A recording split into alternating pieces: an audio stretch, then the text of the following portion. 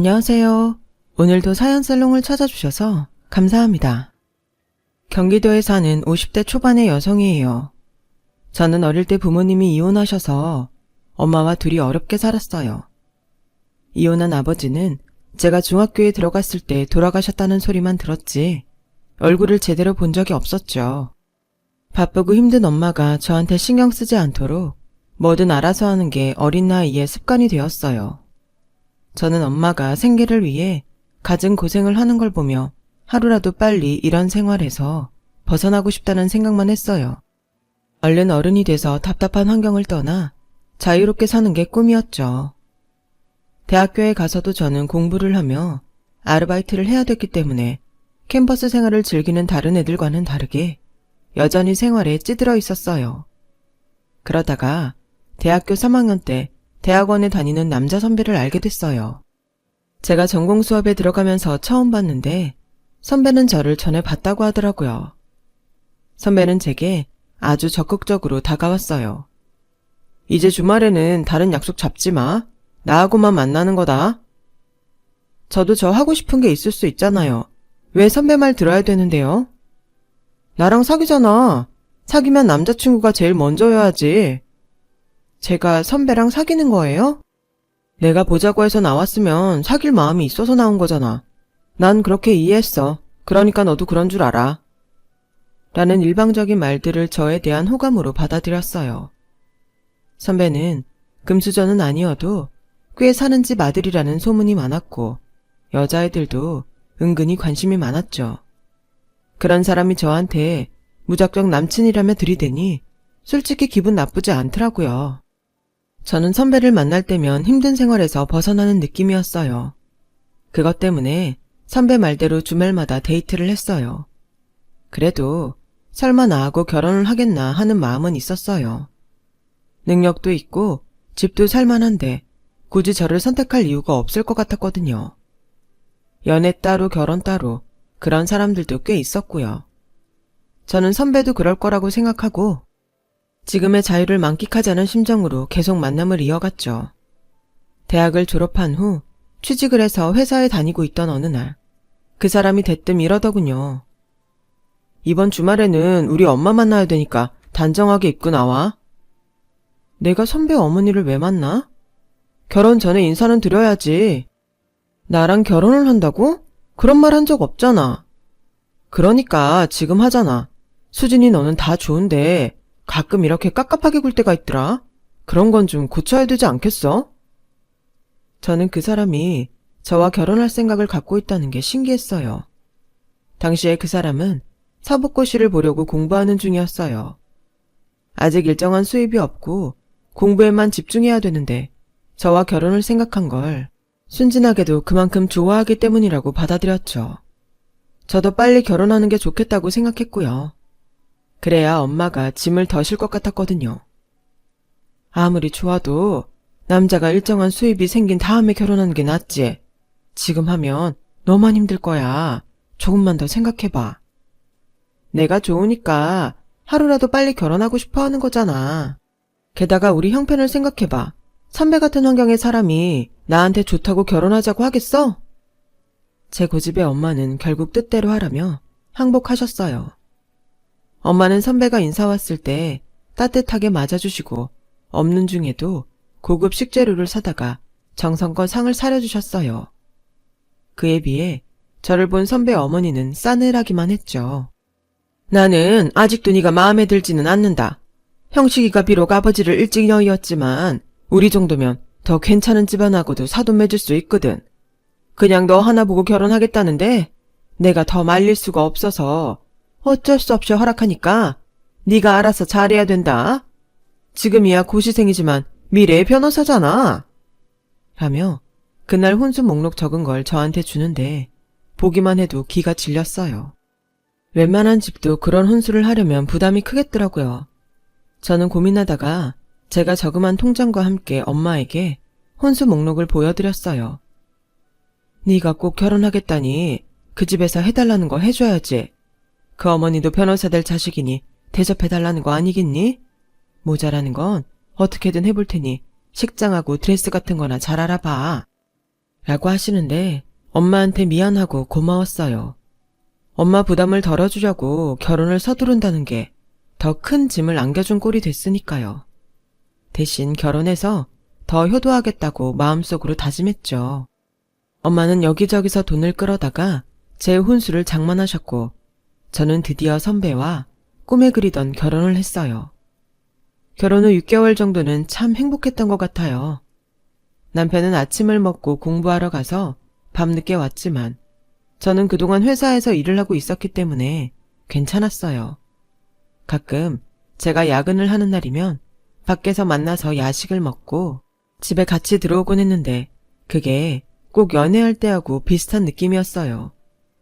주말에 시댁에 가면 시어머니가 노골적으로 무시하며 저한테 눈도 안 마주치고 접시 같은 거 손도 못 대게 하는 게 힘들긴 했어도 남편과 알콩달콩하게 사니 다 눈 감고 지나가게 되더라고요. 저는 남편 공부하는 데에 지치지 말라고 보약도 지어주고 새벽마다 몸에 좋다는 음식들을 하느라 제가 더 피곤해지곤 했어요. 그 정도야 어느 집에서나 아내가 하는 역할이니 불만은 없었어요. 당연하다고 생각하며 생활비에 남편 공부하는 데에 들어가는 비용까지 전부 제가 다 책임졌죠. 시어머니는 저랑 결혼한 남편이 얄밉다며 한 푼도 지원해주지 않았어요. 당신 지금은 엄마한테 섭섭할 거야. 그래도 내가 사법고시 합격만 하면 엄마한테 큰 소리 치고 이게 다 당신 덕분이라고 할 거니까 조금만 참아. 그럼 엄마도 마음 바뀌고 당신 인정하실 거야. 라는 남편의 말을 위로 삼아 저도 그런 날이 오기를 기다렸어요. 하지만 남편은 그해 사법고시에 떨어졌고 저는 다음 해를 기약하며 또다시 혼자 가정을 책임지며 일을 해야 했어요. 그때부터 시어머니의 잔소리가 시작됐어요. 네가 제대로 내조를 못하니까 형식이가 컨디션이 안 좋아서 실력 발휘가 안 되는 거잖아. 무슨 지일이 그렇게 대단하다고 정상적인 밥상 한 번을 안 챙기고 애가 새벽마다 미숫가루만 먹고 나가게 해. 어머니, 그게 선식인데 그이가 직접 주문한 거예요. 아침에 그거 먹는 게 속 편하다고 했어요. 그리고 제가 제일이 더 중요한 게 아니라 지금 저희가 생활을 하려면 저라도 벌어야 되니까 회사 열심히 다니는 것 뿐이에요. 형식이가 그럼 네가 돈 벌어다 주니까 눈치 보이는데 제대로 된 밥상 차려달라고 말이 나오겠니? 네가 그렇게 회사 다니는 유세를 떠는데 지금 내 아들이 돈 못 번다고 네가 일하는 걸 생색내고 싶은가 본데 너야말로 다음에 우리 아들 사법고시 못 붙으면 쫓겨날 각오하고 있어. 라며 막말을 하는데 너무 기가 막혔어요. 저는 남편이 제 편을 들어줄 거라고 기대하며 어머니와 있었던 일을 얘기했어요. 그런데 남편은 퉁명스러운 표정으로 엄마가 틀린 말 한 건 아니지. 솔직히 내가 맨날 선식 먹고 싶겠어? 그것도 하루 이틀이지. 아무리 내가 좋아서 시켰다고 해도 선식만 먹고 나가게 하는 게 잘했다고 볼 수는 없지. 그럼 내 눈치 보느라 밥 차려달라는 말 못했다는 거야? 나 어차피 당신 저녁 먹을 반찬 다 해놓고 나가는데 그냥 차려달라고 하지 그랬어. 글쎄다. 네가 말은 그렇게 하지만 막상 그러려고 하면 막 바쁘다고 난리치고 일하는 티내는데 무슨 말을 해. 라며 제 탓으로 돌리는데 억울하더라고요. 그래도 시험 떨어지고 다시 공부하는 사람한테 뭐라고 할 수도 없고 일단 참고 넘기는 수밖에 없었어요. 저는 새벽마다 저녁 반찬 준비를 하면서 그 사람 아침상을 봐주었고 그러고 회사를 가면 피곤해서 오전 시간에는 졸기 일쑤였어요. 정말 상사 보기에 창피해서 고개를 들 수가 없었죠. 아들이 합격을 못하니 시어머니의 간섭은 갈수록 심해지더군요. 제가 장봐온 식재료를 일일이 검사하고는 싸구려를 샀다며 전부 내다 버린 날도 있었어요. 이런 데에서 자기 환경이 표가 나는 거야. 뭐 좋은 걸 먹어보고 살았어야 좋은 것도 살 줄 알지.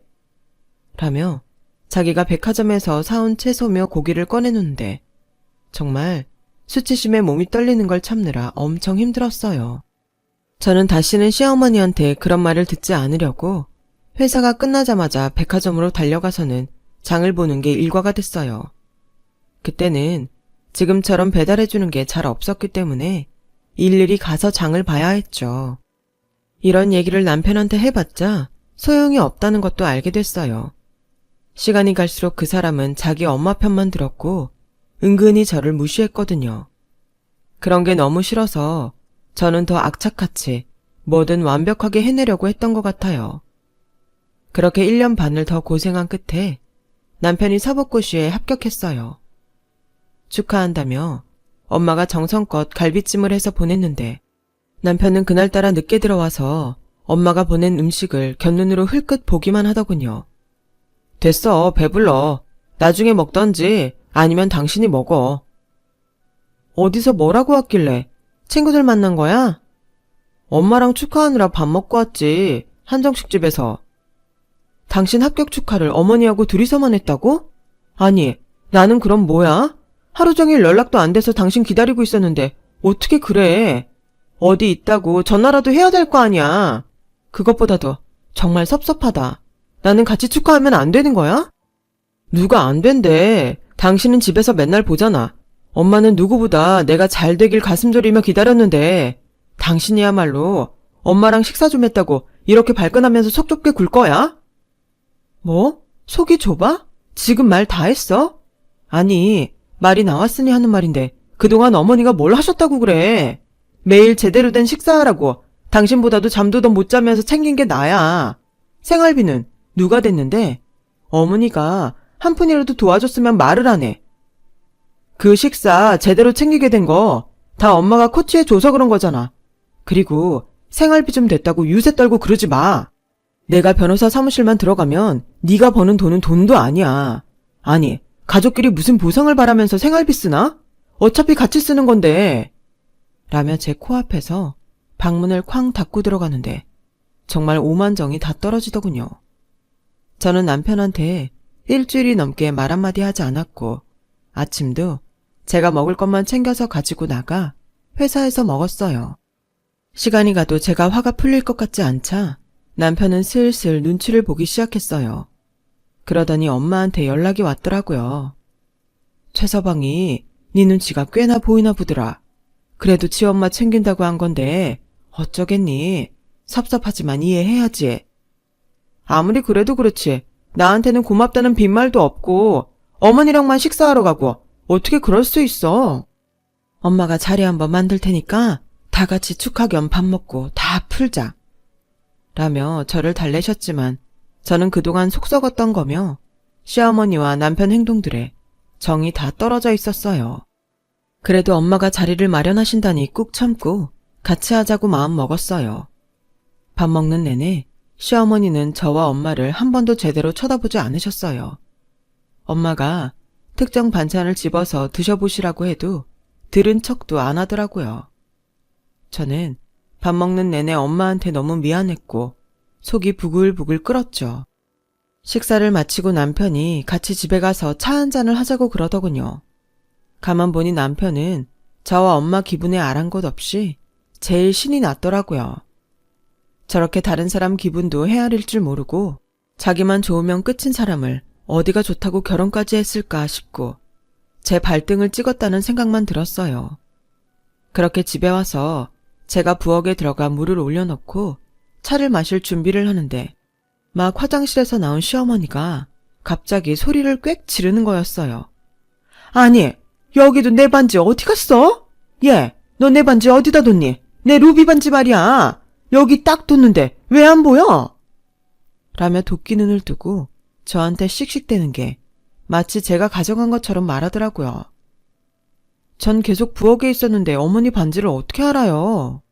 본 적도 없어요. 어디 딴 데 두신 거 아니에요? 얘 말하는 거 봐? 너 나를 지금 정신 오락가락하는 노인네 취급하는 거니?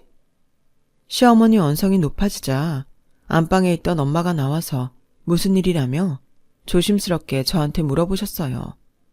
그런데 다음 순간 정말 믿지 못할 일이 벌어졌어요. 시어머니가 갑자기 엄마한테 달려들어서 머리채를 잡더니 이 못 빼어먹은 거지 같은 것들 내 반지 내놔. 내 반지 어쨌어? 그게 어떤 반지인데? 아니 갑자기 이게 뭐하는 짓이에요? 이거 놓으세요 사돈. 사돈 좋아하시네. 이 도둑년들이 작당을 하고서 내 반지를 훔쳐가? 라는데 저는 눈앞에 보이는 게 없었고 바로 달려가서 시어머니를 확 밀쳐서 바닥에 넘어뜨렸어요. 어디다 대고 손찌검이에요? 댁이 뭔데 우리 엄마한테 난리야? 뭐? 댁? 너 말 다 했어? 다 안 했어요. 이런 교양 따위라고는 눈꼽만도 찾을 수 없는 인간들. 진짜 지긋지긋해. 내가 당신이나 당신 아들하고 다시 상종을 하면 인간이 아니다. 이게 보자보자니까? 라며 시어머니가 일어나 저한테 달려들었고 저는 다시 시어머니를 바닥에 내동댕이 쳤어요. 그때 슈퍼에 갔던 남편이 돌아왔고 저는 그런 남편을 본 척 만척하고 방에 들어가 짐을 대충 챙긴 뒤에 엄마와 그 집을 나왔어요. 뒤에서는 우리를 경찰에 신고한다며 악을 쓰는 시어머니 목소리가 들렸어요. 그리고 정말 저와 엄마를 신고했더군요. 반지를 훔친 거하고 폭력을 휘둘렀다는 이유로요. 하지만 반지는 시어머니 가방 속에서 나왔고 제가 밀친 것도 엄마가 당하고 있었기 때문에 결국에는 그냥 화해하라는 말만 나왔죠. 저는 경찰서를 나오자마자 이혼하겠다고 했어요. 누가 할 소리 지가 하는지 모르겠네. 선수 치면 뭐가 달라져? 라며 경멸하는 눈초리로 저를 보던 남편의 얼굴을 잊을 수가 없네요. 저는 마지막으로 남편에게 물어봤어요. 당신 나하고 왜 결혼했어? 왜긴 나보다 못하니까 묵묵히 말 잘 들을 거라고 생각한 거지. 근데 내가 아주 사람을 잘못 봤네. 아우, 완전 쌈딱이야. 그래 맞아. 나 쌈딱이야. 그렇다고 쳐. 근데 네 엄마는 병원에 가보셔야 하는 거 아니야? 이제 정신이 좀 이상하신 것 같던데. 반지도 조심하시라 전하고. 저는 그날 친정에 돌아와 억울함에 이불을 뒤집어 쓰고 밤새 숨을 죽이며 울었어요. 아침이 되자 엄마는 저에게 해장국을 끓여주시더니 인생에 큰 공부했다고 생각하자. 더 나쁜 일이 있었을 수도 있는데 이 정도로 끝난 걸 수도 있어. 엄마, 미안해. 내가 사는 게 너무 힘들어서 좀 잘 살아보겠다고. 엄마가 반대할 때 한 번 더 생각하지 못해서 이런 일이 생겼어. 나 때문에 엄마도 이상한 일만 당하고 정말 미안해. 미안하긴 네가 왜 미안해. 네 잘못 아니야. 그 인간들이 몹쓸 것들이지. 하며 저를 위로해 주셨어요. 저는 이혼 후 한동안 남자라면 지긋지긋해서 쳐다도 보기 싫었어요. 일만 하고 집에 돌아와서 엄마와 함께 시간을 보내는 게 제 일과의 전부였어요. 그렇게 2년쯤 지난 어느 날 엄마의 하나뿐인 오빠이자 저의 외삼촌이 지병으로 돌아가셨어요. 가족이 없었던 외삼촌의 장례는 저와 엄마가 치루었고 엄마는 계속 슬픔에 잠겨 계셨죠. 그런데 장례 절차가 모두 끝나고 난 후 변호사가 찾아왔어요. 김성호 씨가 김정혜 씨 앞으로 유산을 남기셨습니다. 알고 보니 외삼촌이 싸게 사두었던 땅이 재개발로 값이 몇 배는 뛰었고 외삼촌은 거기에 건물들을 지어서 갖고 있었던 거였어요. 엄마는 그 사실을 알고도 외삼촌 재산이라며 욕심을 내지 않았는데 외삼촌이 돌아가시면서 엄마 앞으로 남기셨더라고요. 저희는 방 2개짜리 빌라에 전세로 살던 처지에서 갑자기 빌딩 몇 개를 가진 건물주가 되어버렸어요. 엄마, 이게 꿈이야 현실이야? 나 아무리 봐도 안 믿겨져. 그러게 말이다. 우리한테도 이런 날이 오는구나. 엄마 이제 고생하지 않아도 돼서 너무 좋다. 나 사실 외삼촌이 엄마 고생하는 거 나 몰라라 하는 것 같아서 좀 원망스러울 때도 있었거든.